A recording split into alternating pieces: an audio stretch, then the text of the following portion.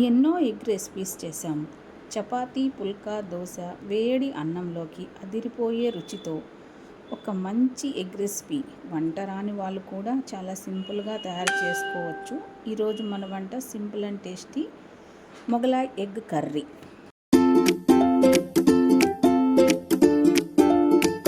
Mughlai egg కర్రీకి కావాల్సిన పదార్థాలు ఇక్కడైతే మనం 6 కోడిగుడ్లు తీసుకున్నాము. వీటిని అయితే ఉడికించుకోవాలి. ఇప్పుడైతే ఒక పేస్ట్ అయితే తయారు చేసుకోవాలి. ఇక్కడ మనం 3 మీడియం సైజ్ ఆనియన్స్ తీసుకున్నాము. 2 ఇంచుల అల్లం అయితే తీసుకోవాలి. 10 పచ్చిమిరపకాయలు అయితే తీసుకున్నాం, చిన్న చిన్నవి. మీరు కారానికి తగినట్టు వేసుకోండి. ఒక వెల్లుల్లిగడ్డ ఈ విధంగా పాయలు వలిచి పెట్టుకోవాలి. 10 జీడిపప్పులు అయితే తీసుకోవాలి. వీటన్నిటిని మిక్సీ చేసుకోవాలి. మిక్సీలో బాగా మెత్తగా పేస్ట్ చేసుకోవాలి. చాలా సూపర్గా ఉంటుంది. వంట రాని వాళ్ళు కూడా చాలా సింపుల్గా తయారు చేసుకోవచ్చు. నేను చెప్పినట్టు ఫాలో అవ్వండి. స్టెప్ బై స్టెప్ నేను చెప్పినట్టు చేసుకోండి. ఈ విధంగా అన్నిటినీ మిక్సీలో వేసి బాగా మెత్తగా అయితే పేస్ట్ చేసుకోవాలి. కోడిగుడ్లు అయితే ఉడికాయి. వీటిని టెంకవలిచి పెట్టుకోవాలి. ఇప్పుడు కడాయిలో 2 స్పూన్లు ఆయిల్ వేసుకొని ఇప్పుడు ఇందులో చిటికెడు పసుపు వేసుకోవాలి.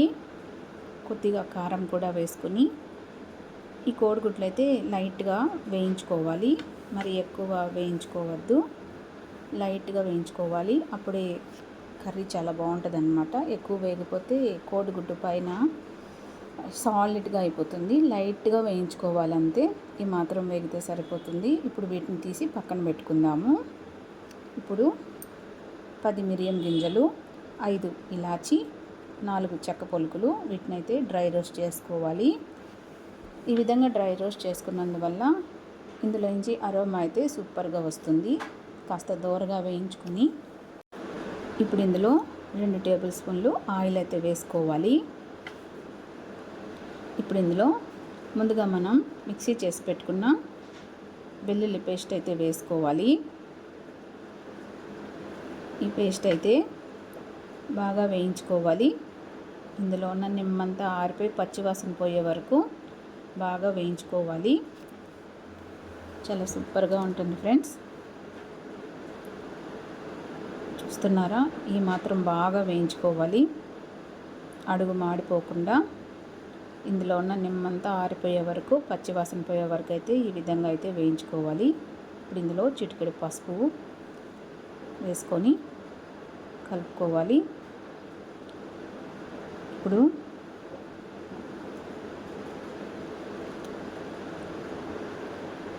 అర స్పూను గరం మసాలా అయితే వేసుకోవాలి. ఒక్కొక్కటి వేసుకుంటూ ఈ విధంగా అయితే కలుపుకుంటూ వేయించుకోవాలి. ఇప్పుడు అర స్పూన్ మిరియాల పొడి అయితే వేసుకోవాలి. వీటన్నిటిని వేసుకుంటూ వేయించుకోవాలన్నమాట. ఒక్కొక్కటిగా వేసుకుంటూ వేయించుకోవాలి. ఇప్పుడు ఇందులో తగినంత ఉప్పు అయితే వేసుకోవాలి. వీటన్నిటిని బాగా వేయించుకోవాలి, మాడిపోకుండా. మంట మీడియం ఫ్లేమ్లో పెట్టుకుని ఈ విధంగా అయితే బాగా వేయించుకోవాలి. ఇది మాత్రం వేగితే సరిపోతుంది. ఇప్పుడు ఇందులో 100 గ్రాముల పెరుగు అయితే వేసుకోవాలి. చిన్న టీ గ్లాస్ పెరుగు అయితే సరిపోతుంది. చిన్న టీ గ్లాస్ పెరుగు అయితే సరిపోతుంది మనం తీసుకున్న 6 కోడిగుడ్లకి. ఇప్పుడు ఈ పెరుగు వేసిన తర్వాత ఒకసారి అయితే బాగా కలిపి కాసేపు అయితే వేగనివ్వాలి.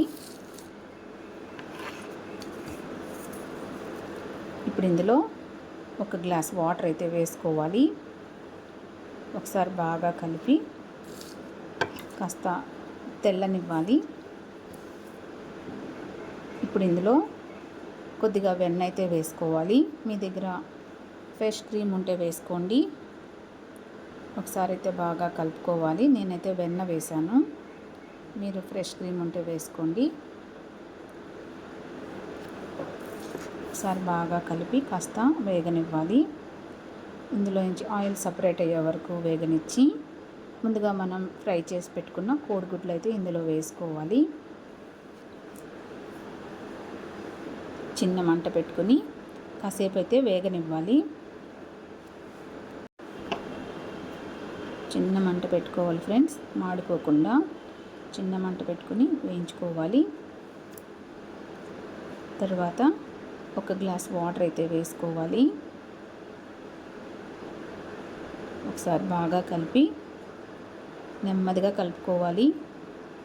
ఈ విధంగా ఒకసారి బాగా కలుపుకొని చిన్నగా మూత పెట్టేసుకుని చిన్న మంట పెట్టుకుని 8 నిమిషాల పాటు ఉడికించాలి.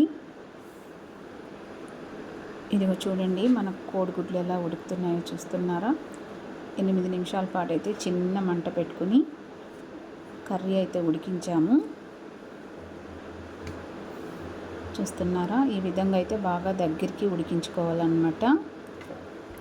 ఇప్పుడు ఇందులో సన్నగా కట్ చేసిన కొత్తిమీర అయితే పైన అలా అలా చల్లాలన్నమాట. ఒకసారి బాగా కలిపి చూస్తున్నారా ఎంత బాగా రెడీ అవుతుందో మన మొగలాయి ఎగ్ కర్రీ. అంతే ఫ్రెండ్స్, చాలా సింపుల్గా తయారు చేసుకోవచ్చు. వంట రాని వాళ్ళు కూడా ఒక సర్వింగ్ బౌల్లో తీసుకుందాము. చూస్తున్నారా ఎంత చక్కగా మన మొగలాయి ఎగ్ కర్రీ రెడీ అయిందో. చపాతీ, పుల్కా, వేడి వేడి రైస్లో అయితే అద్భుతంగా ఉంటుంది. ట్రై చేయండి మీరు కూడా. మీకు ఎలా వచ్చిందో కామెంట్ చేయండి. చాలా సూపర్గా ఉంటుంది ఫ్రెండ్స్. చూస్తున్నారా, అద్భుతంగా ఉంటుంది.